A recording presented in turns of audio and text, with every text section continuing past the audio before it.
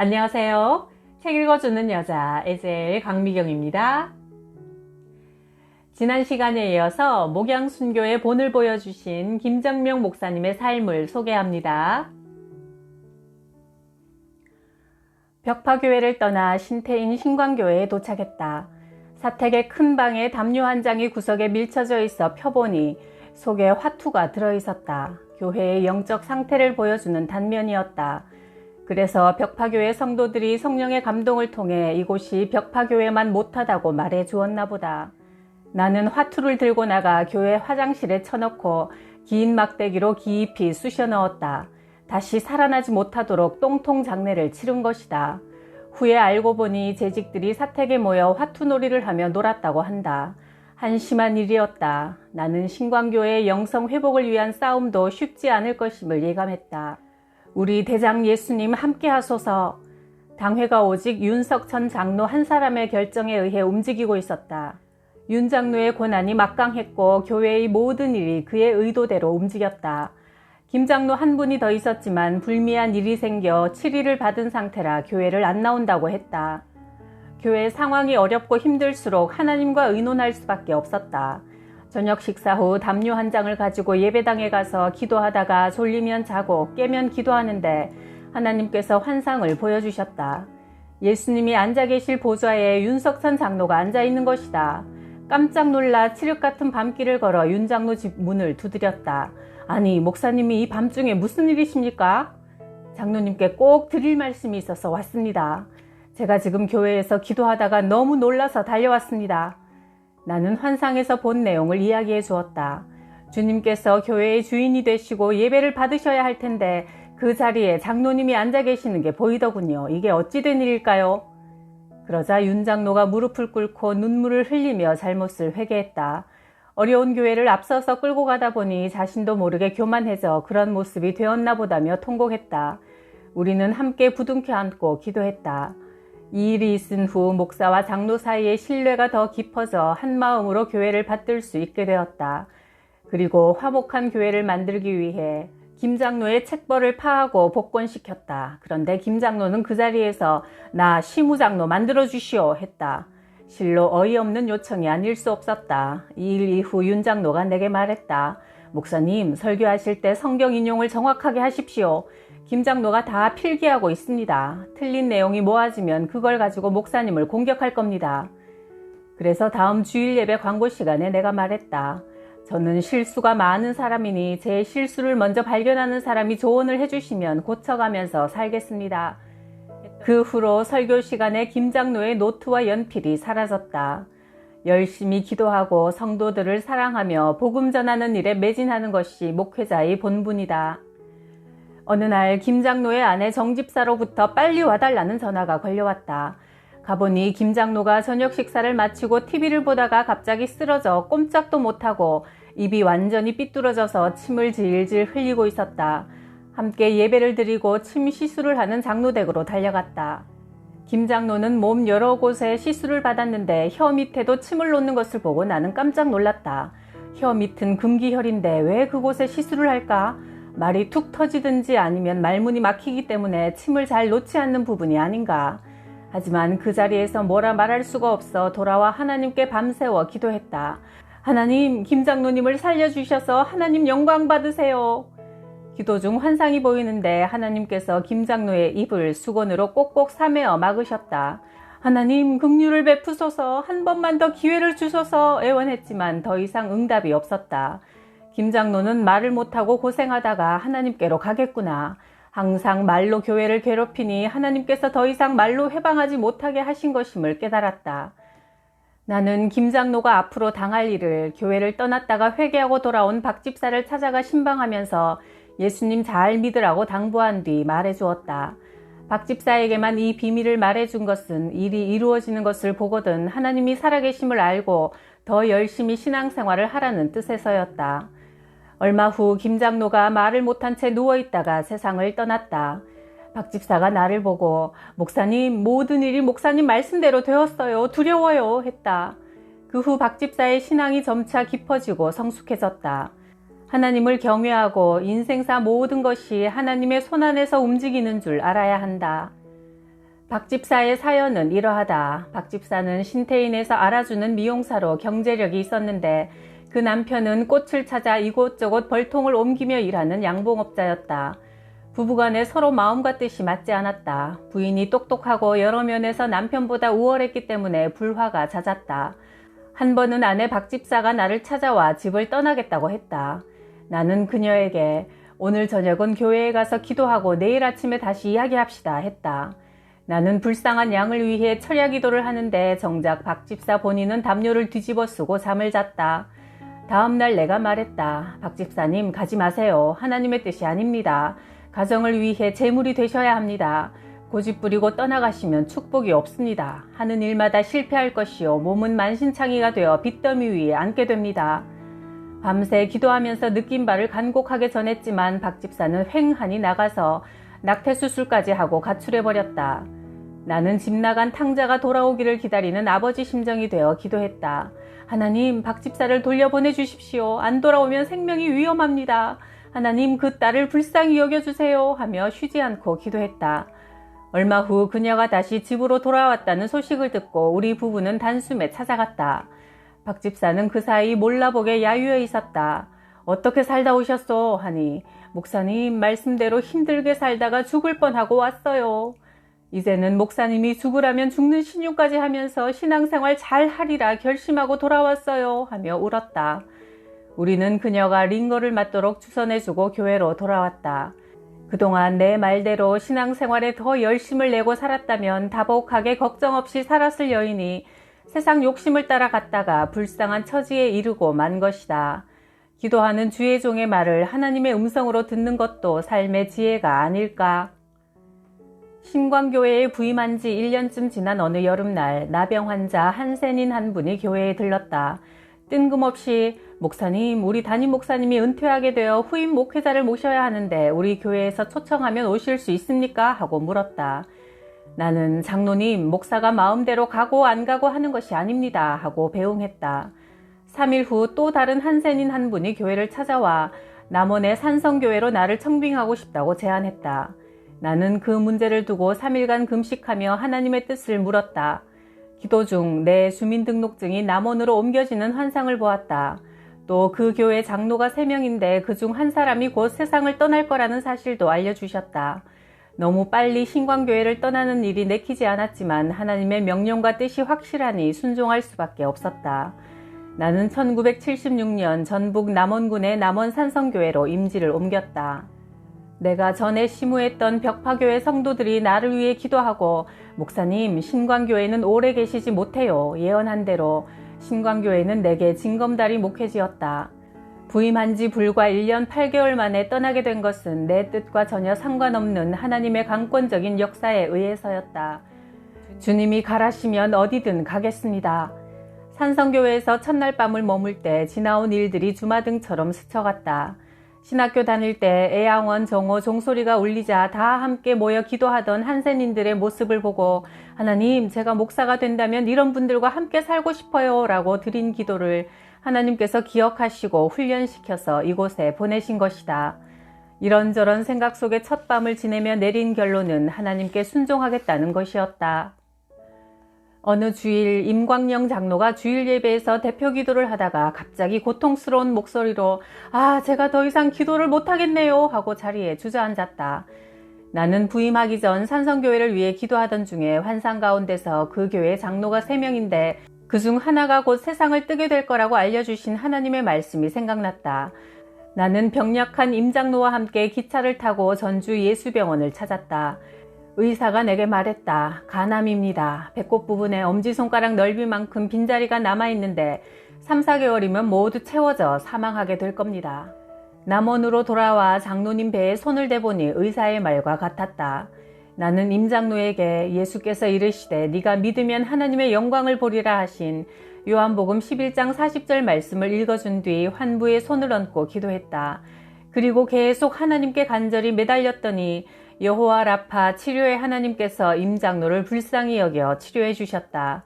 임장로는 교회 신축공사, 사택공사, 부속관 공사를 다 마치기까지 7년을 더 살면서 봉사한 다음 하나님의 부르심을 받았다. 생명의 주인은 하나님이시다. 이몬주 할머니는 반신불수로 몸이 구부러진 채 굳어버린 환자였다. 나는 자주 신방 가서 요광도 치워드리고 몸이 자유롭지 못한 괴로움을 살펴 오순도순 이야기도 나누어 드렸다. 이웃에 사는 임원심 집사가 할매 몸이 그래서 어쩐디야? 하나님이 부르시면 관도 사용 못하고 집가마니에 둘둘 말아 장사해야겠네 하니까 임할머니가 야 너는 어찌 그리 믿음이 없냐? 하나님이 날 불러가실 때 보기 싫게 데려가실 줄 아냐? 걱정 마라. 보기 좋고 평안하게 데려가실 것이여 하고 호통을 쳤다. 얼마 후 임할머니는 성도들이 함께 찬양하며 예배드리는 가운데 소천했다. 할머니 시신을 수습할 때 굽은 허리와 몸이 쫙 펴져서 반듯하게 눕힐 수 있었다. 할머니의 믿음대로 그분의 몸이 죽을 때 정상적인 모습으로 변화된 것이다. 교회는 관을 짜서 할머니 시신을 안치하고 정성껏 장례를 치러드렸다. 사람이 세상에 나올 때나 세상을 떠날 때나 하나님께서 주관하신다. 하나님은 성도의 죽음을 귀히 보신다. 열심히 목회하며 구원의 열매를 보는 재미에 푹 빠져 있을 즈음 김윤식 목사가 내게 새로운 교회를 소개해 주었다. 이곳에 고립되어 특수 목회만 하지 말고 한 번쯤은 다른 목회자들처럼 평범한 목회 활동을 하고 싶은 마음이 들었다. 하나님, 저 남원 산성교회에 있을 만큼 있었어요. 이제 떠나고 싶습니다. 임지를 바꾸도록 허락해 주세요. 하지만 내 뜻대로 마시고 아버지 뜻대로 하십시오 하면서 밤새 기도에 매달렸다. 그날 저녁 꿈에 하나님께서 책을 한 권 내 손에 쥐어주셨다. 펴보니 교적부였다. 나는 속으로 새로운 교회를 보여주시나 보다 하고 반갑게 표지를 넘겨보니 분명하게 이름들이 산성교회 교적부였다. 이곳에서 우리 성도들과 함께 살고 함께 묻히는 것이 하나님의 뜻이로구나. 하나님의 뜻을 깨닫고 다시는 그런 기도를 하지 않았고 할 수도 없었다. 하나님 말씀을 거역하면서 어떻게 제대로 살 수 있겠는가? 이곳에서 감사함으로 살자. 주여 순종하면서 이곳 성도들을 보살피겠나이다. 저의 목회 여정에 주님이 함께 해주시면 주님이 원하시는 목양 순교의 길을 가겠습니다. 내 40년간의 목회 여정을 뒤돌아보니 목사인 나보다 아내가 교인들에게 인정을 받고 후한 점수가 주어졌다는 것을 알게 되었다. 사모가 잘해야 목회가 잘 된다는 것은 사실이다. 나는 가방끈도 짧고 지혜도 부족하여 실수를 잘한다. 그럼에도 아내가 까다로운 교인들을 정성껏 사랑으로 대하여 목회에 얼마나 큰 도움이 되어 주었는지 모른다. 우리 내외는 목회의 동반자로서 서로 사랑하고 존경하며 목회에 전념했다.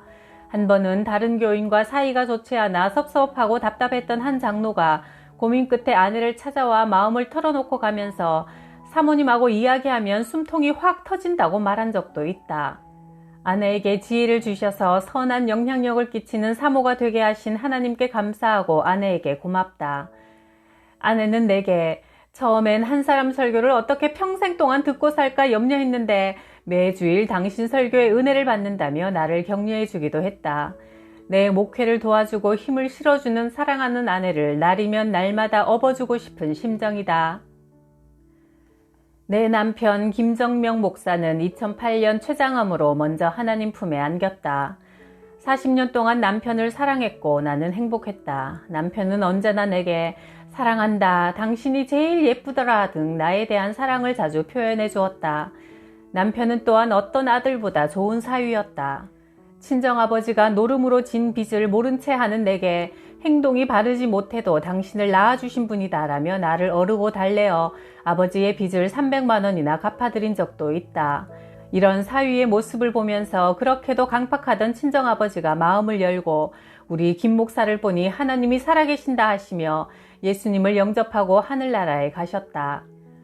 항암 치료가 거의 끝나갈 무렵 간에 다른 암이 생겼다며 난감해하는 의사에게 남편은 오히려 그를 위로했다. 교수님, 그동안 수고 많이 하셨습니다. 저는 예수 믿는 목사입니다. 살고 죽는 것은 하나님이 하십니다. 교수님은 최선을 다하셨습니다. 저에게는 천국이 있습니다. 염려하지 마십시오. 고맙습니다. 하며 웃었다. 남편은 당회를 소집하여 내가 살 집을 마련하라 부탁하고 후임 목회자까지 결정해 놓았고 시신은 원광대학 병원에 기증하기로 한 후 평온한 얼굴로 소천했다. 그토록 사랑했던 남편을 먼저 하늘나라로 보내고 나는 너무 서러워 통곡하면서 하나님께 악을 썼다. 하나님, 나 살기 싫어요. 안 살래요. 못 살아요. 목이 터져라 외치고 울어대며 기도했다. 그때 마음속에 분명한 음성이 들려왔다. 야곱의 사닥다리를 기억하라. 이렇게 내 속에서 확실하고 분명한 하나님의 음성을 듣기는 50년 신앙생활에서 처음이었다. 울음을 뚝 그치고 창세기 28장을 열어보았다. 야곱이 엄마의 치마폭에서 편안하게 살다가 갑자기 생명의 위협을 느끼고 형을 피해 고향을 떠나 베델에 이르러 홀로 두려움과 외로움 속에서 돌베개를 하고 아마도 눈물이 마르지 않은 채 잠이 들었을 것이다. 그때 하나님은 이런 야곱의 마음을 아시고 꿈에 사닥다리를 펼치고 나타나 내가 너와 함께하고 복주겠다. 두려워하지 마라 하셨다. 이 장면을 통해 주님은 내게 말씀하셨다. 지우가, 나는 네가 지금까지 믿어온 하나님이다. 앞으로도 내가 너의 기도를 들을 것이고 네 자손들을 축복하겠다. 내가 너와 함께 있어 네가 어디로 가든지 너를 지키며 너를 네 남편이 있는 하늘나라로 들어가게 할 것이다. 할렐루야. 하나님 감사합니다. 그 후로 이제 주님은 자주 내게 말씀하신다. 지우가, 세상 끝날까지 내가 너와 함께 있다. 손영종 장로의 글이다. 어느 날 밤 우리는 목사님과 함께 특별 기도회를 마치고 집으로 돌아가고 있었다. 달이 밝은 밤길이었다. 나는 뒤에서 걷고 5사람이 앞에서 걷고 있는데 한참을 걷다 앞을 보니 머리 숫자는 5사람이 분명한데 발 숫자가 12, 6사람이었다. 머리를 흔들고 정신을 가다듬고 다시 보아도 머리는 5인데 발은 12개가 분명했다. 세고 또 세어보아도 분명했다. 내가 뭔가에 홀려 머리가 혼돈되었나 하고 세기를 포기한 채 집으로 돌아왔다. 다음 날 주일 낮 예배를 마치려는 시간에 그날 함께했던 한 여집사가 교인들 앞에서 이런 말을 했다. 사랑하는 성도 여러분, 나는 어젯밤에 이상한 체험을 했습니다. 어젯밤 집회를 마치고 집으로 돌아가는 길에 하나님이 보내주신 천사 한 분이 우리 일행과 함께 걸으며 우리를 집 앞까지 무사히 보호해 주셨습니다. 우리는 이 땅에 살면서도 천사와 함께 걷는 체험을 했습니다. 제가 죄인임을 깨닫고 예수님 앞에 나와 회개하고 예수님을 나의 구주로 믿었더니 내 더러운 죄를 다 용서해 주셨고 또 결핵으로 죽어가는 내 병도 고쳐주셨습니다. 나는 이제부터 하나님의 자녀입니다. 여러분도 하나님의 자녀입니다. 의심하지 마세요. 하나님은 살아계십니다. 여러분의 기도를 기뻐하시며 때가 되면 다 이루어 주십니다. 세상 물결에 흔들리지 맙시다. 하나님 아버지는 살아계시며 우리와 항상 함께 하시기를 기뻐하십니다. 여러분, 우리 서로 사랑하면서 화목하게 삽시다. 이 복음, 생명의 복음을 널리 전하면서 삽시다. 여러분 감사합니다. 모든 영광 하나님 아버지께서 받으소서. 나는 그때서야 그날 밤에 이를 깨달았다. 12개의 발 중 2개는 천사의 발이었던 것이다. 하나님은 나 같은 사람에게도 잠시나마 영안을 열어주어 천사의 발만이라도 보여주셨구나 하는 생각에 감격했다. 어느 날 나는 목사님 서재에 들어갈 기회가 있었다. 들어서자마자 나는 깜짝 놀랐다. 목사님 책상 앞 벽에 목양 순교라 쓰인 커다란 액자가 걸려 있었다. 나는 가슴이 덜컥 내려앉아 목사님께 목사님, 왜 하필이면 목양 순교입니까? 믿음이 없어서인지 저는 마음에 들지 않습니다. 다른 액자로 바꾸면 좋겠네요. 목사님은 빙그레 웃으시며 나는 어쩐지 저 말씀이 좋아서 만들었습니다. 저는 이 정신으로 목회하려고 결심했습니다. 언젠가 목사님이 40일 금식 기도를 마친 후 만났다. 목사님, 어떻게 40일 동안이나 금식을 하셨어요? 하는 내 질문에 아니요, 저는 40일을 못하고 겨우 39일로 끝맺고 내려왔습니다. 나도 예수님처럼 40일 금식 기도 했노라고 교만해질 것도 같고 계속 할 수 있는 영역도 부족했습니다. 금식 기도 때 우리는 주님 앞에 더 겸손해야 하고 더욱더 낮아져야 한다는 것을 철저히 배웠습니다. 라고 대답하셨다. 늘 겸손과 사랑으로 생명을 걸고 우리를 이끌어 주셨던 목사님은 지금 황금길 생명강가에서 예수님과 순교자님들과 함께 이야기하며 걷고 계실 줄 믿는다. 우리도 순교의 각오로 살 때 더 멋지게 살게 되리라 믿습니다. 이 책은 신학생이나 목회자라면 꼭 한번 읽어보시길 강추합니다. 구독, 좋아요, 댓글에 사랑의 응원에 감사해요.